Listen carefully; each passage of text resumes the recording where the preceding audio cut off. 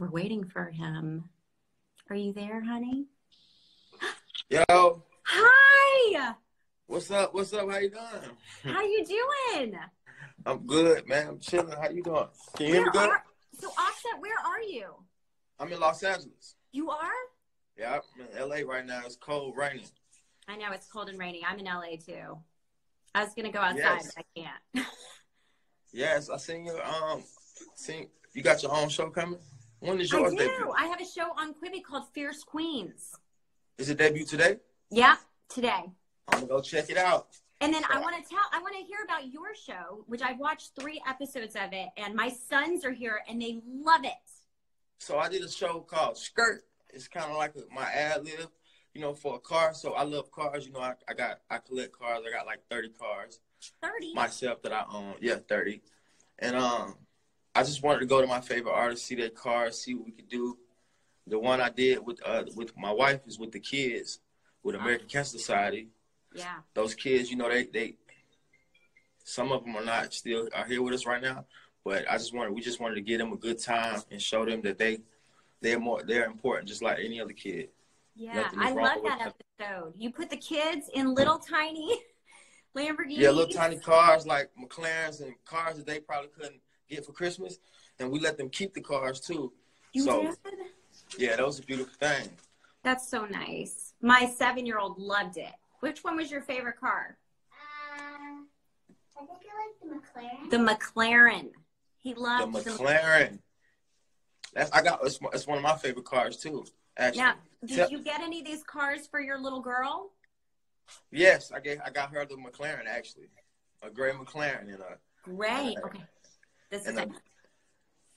I Also, wanted to ask you, this is a question that came to mind when I remember the first time I was able to buy a car that I really, really wanted. And I was wondering, what was the first car you bought that you were like, oh my God, I can't believe I'm buying this car? The first car I bought, I went to Ellen. I went to Ellen's show. I had to perform on Ellen. I performed on Ellen.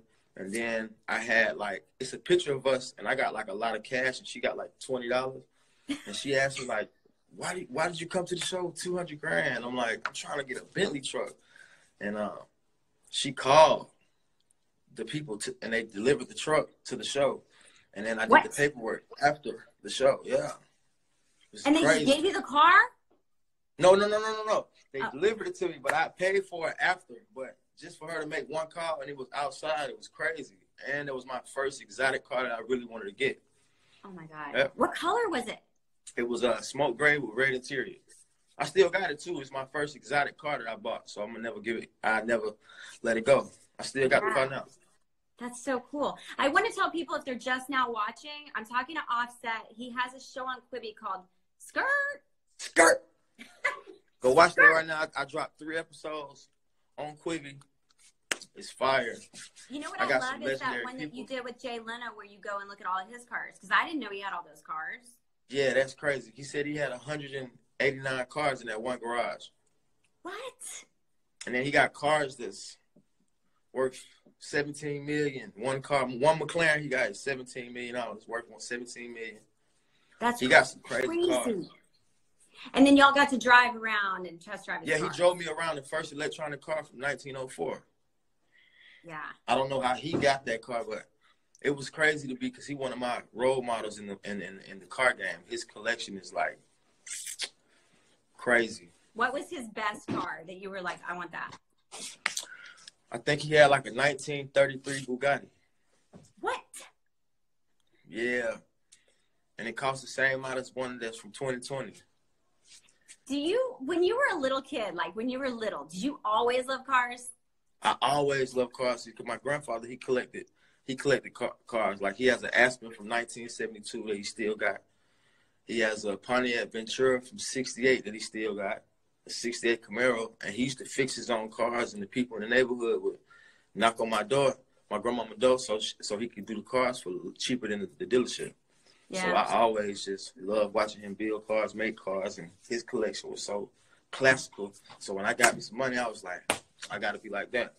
That's very cool. My dad used to collect Cadillac Eldorados from 1975 because that's something in his mind was that was the best car that was ever made. So that's the first car I learned to drive, a 1975 Cadillac Eldorado. Fire. That's crazy. It's a big That's car. crazy. That's lit. What? That car is probably like 80 grand right now. Do you think so? From 1975, yeah. If it's all original, it's like 80 grand. I think it's just sitting in his yard over there in Nashville. Tell them let me buy it. I clean it up. I fix it up. Put a new engine in it, new interior. Put some forges on it. Knot it up. I'm gonna hook you up. I'm gonna hook you up with my dad. Connect that dot for me. Well, Offset, thank you so much for talking to me. I love your show. It's so good. I'm gonna go check yours out. I know yours is gonna be crazy. You know, you're the top actor of Hollywood. Well, so, I saw you're acting now. You're on NCIS. Yeah, this was my first time. It was my acting debut. How you think I did? Because you're a professional. Now, I haven't seen it yet, but I'm gonna go watch your episode. You gotta go check me out so you can give me some more game if I ain't do something right.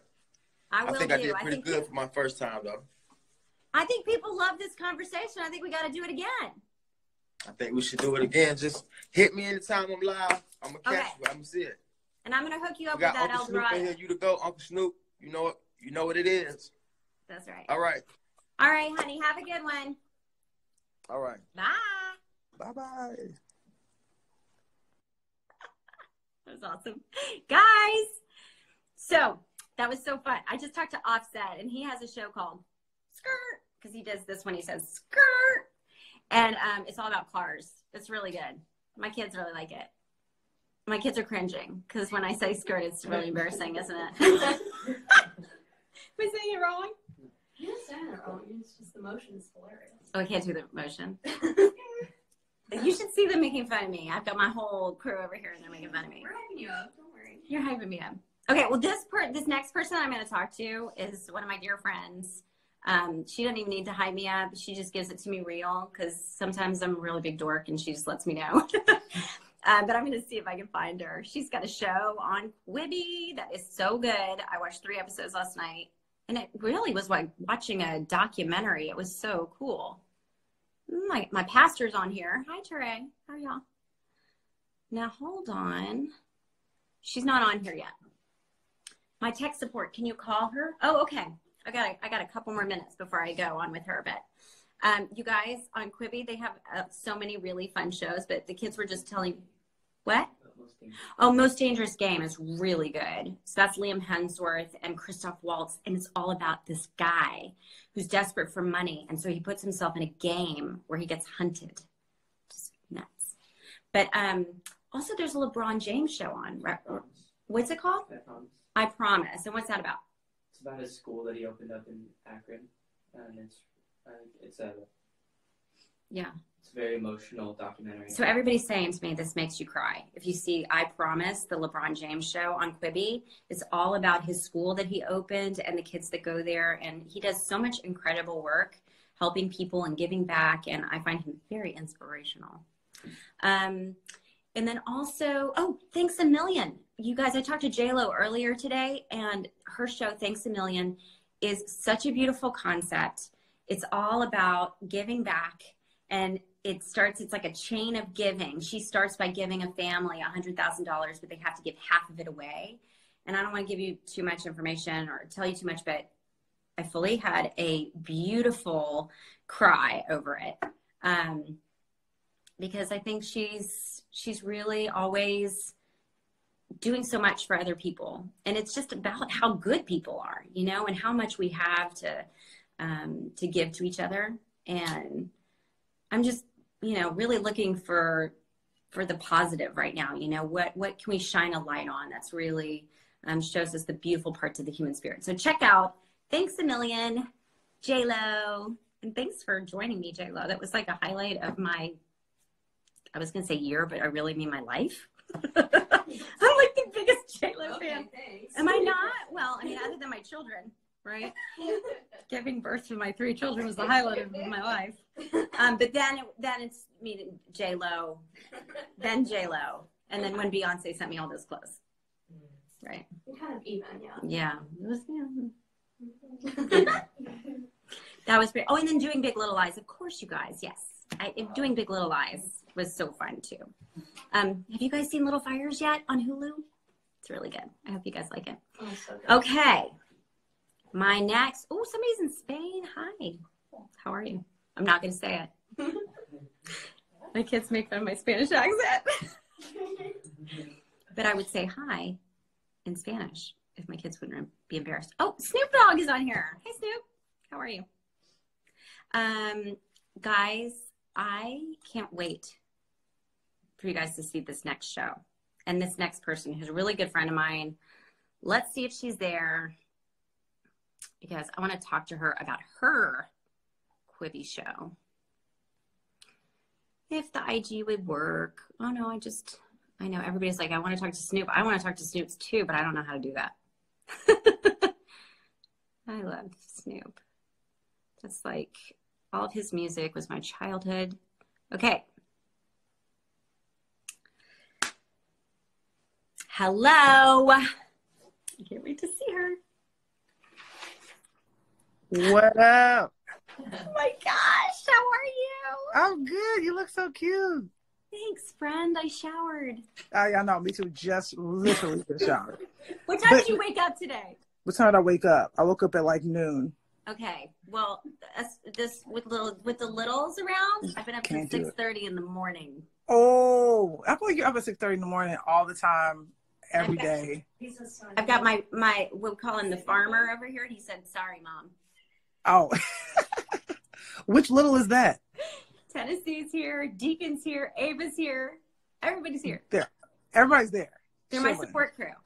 Love it. They're watching Quibi, Let obviously. me tell you something. They've already watched your show. I watched your show on Quibi. So You're good. great. I watched it too. I was like, well, maybe I should watch it and see how it feels. It's You didn't watch good. it before this? I did watch it, but it was that thing of like, oh, I'm going to load the app, you know? Yeah. I'm going to watch the episodes. It was good. It looks great. Feels good. It's It amazing. feels good. I feel like it's a fantastic documentary cut down in little 8 to 10 minute bites. So you Yep. felt like I kind of went back in time. You talk about Michael Jordan and his influence over sneaker culture and how that was amazing. Just the history of when sneakers became popular and when it became this kind of Yeah. identifying marker of, you know, stature. And when did you sort of become aware that this was such a, like, were you a kid and you were like always into sneakers? Well, yeah. I mean, I think being a kid in Chicago is very specific too. I think to my, hold on, you're a little,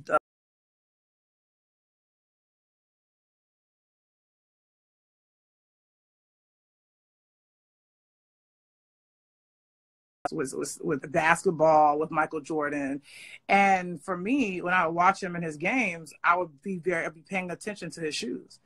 And that is the thing that I think Hassan says so brilliantly, is that like it's the one thing that we can have in common with someone who will never meet, who will probably never come in contact with, will never like hit a bunch of threes or a dunk or anything like that. But to wear the shoes, for some reason, makes you feel closer to it. But that's the purest element. You know, now with kids, they didn't watch Jordan play. They don't really know the history. It's just more about, oh, I got these kicks that you want. Or I'm going to sell you these kicks for a lot of money. And that's sort of what's happened, is that with everything, it becomes commodified. It's like with hip hop, sneaker culture, music, it all becomes, because we live in a capitalist society. So people go, how can we make money off of this? And then you see like rappers like Big Sean, like Travis Scott, you know, getting Drake, you know, having deals with sneaker brands. And now they're making money, but now people are making even more money off of it, because if Drake does a collab with Jordan brand, is gonna, like, I mean, those shoes go for like thousands of dollars. When So are it's you just going to have a collab? Do you have a collab? I didn't do a collab with the shoe, but I did a collab with a brand, with the hundreds, which was pretty cool. We had the jacket, you know, we had like a hat, and we had, we just sort of did like a little collab, which was really cool. But we were at Complex Con and like doing the whole thing. So I get that I'm a part of the machine as well. Like I totally understand it. Like, cause Nike sends me stuff because they know I'm going to wear it and post it, and it's going to make the shoe even more coveted. Cause they're like, oh, Lena's wearing the shoe and it hasn't dropped yet, but now I want it even more. Because Well, you've got the best style. Every time I see you in an event or I see you at a party or whatever, you've got the best style.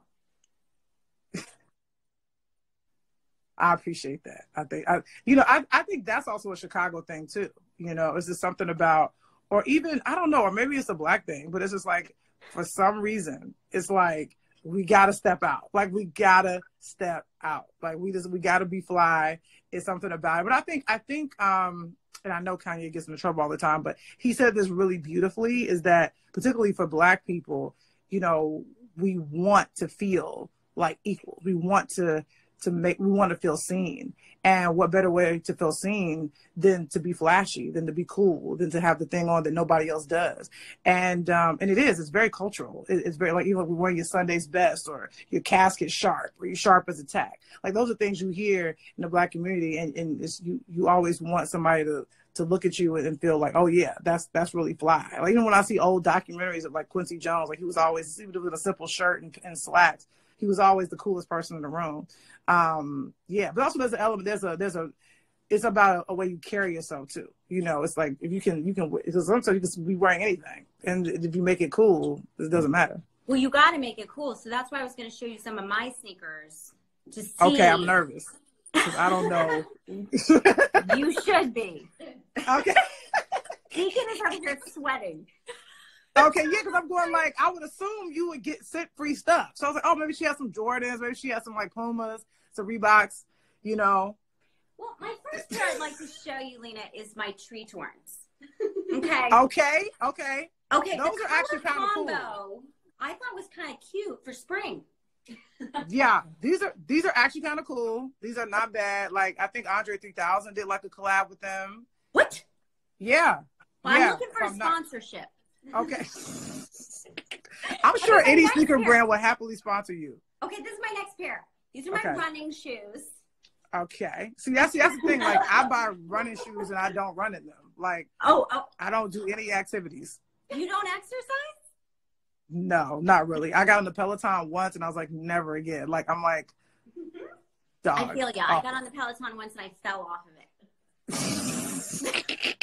I can go running outside because it's not a machine. See, like, you're like you're using running shoes to run. Like, I don't running shoes. I'm like, I get the Off-Whites and just sit and watch TV in them. You can't mess up your Off-Whites. Those are like shoes. Yeah, exactly. Off-Whites is the whole thing. You got to leave the tag on them. It's the whole situation. Now hold on. These are my ones I'm most proud of because I got them at a special store called the Flight Club in New York. Okay, I know about Flight Club. This is good.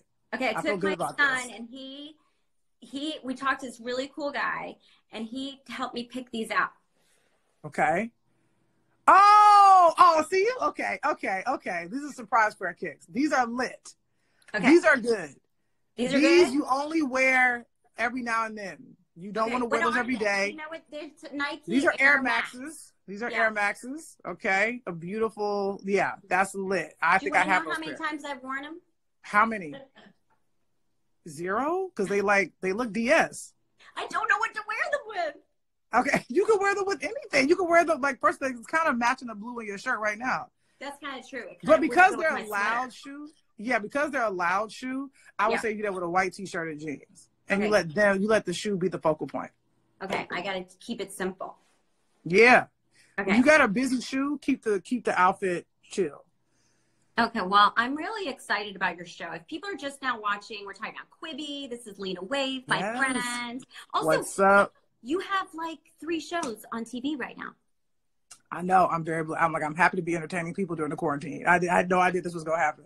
20s is on BET right now. Boomerang is on. The Chi is actually, we moved up our premiere date to June 21st. Initially, we were coming out in July. Obviously, these are desperate times, so we moved it up a little bit for people. And and then Quibi. You ain't got these. You ain't got these. Come on. We're part of the Quibi. I'm so honored to be a part of this app, this movement. I think it really is this new wave of entertainment. And I think it's like, what better time when people are sitting around looking for something to do. It's really quality entertainment. The production value is beautiful. It looks great on your phone screen. And it's been really exciting to be a part of this. Lena, I just love how you're always putting out goodness, positivity, humor. You're connecting people. You have the best spirit. You're the most generous person. And I'm so happy to watch all your shows. Oh, thank you. I always tell you this, but I'm so honored to be in your orbit. Truly, it's been a joy to watch you. We've literally watched you become like this amazing beacon of light in our community. Because you could just be like, oh, I'm a movie star. I got an Oscar. I'm good. But no, instead you decided to become an ally. You really linked arms with all of us, and you're a leader. And it's been a beautiful thing to watch. And I look up to you, and I'm just honored to call you a friend. Truly. Well, You're so amazing. happy, friend. Look at it. We're so busy. I can't wait to see you after this. We're gonna have fun. I know. Please, that party I'll come over. We'll so hang fun. out. It was like the last thing I went to before this whole thing. I know, the Hillman Grant Homecoming. We did it. Come on. You were like our Marissa Tomei. It was brilliant. You got to do it again. You got to do it again.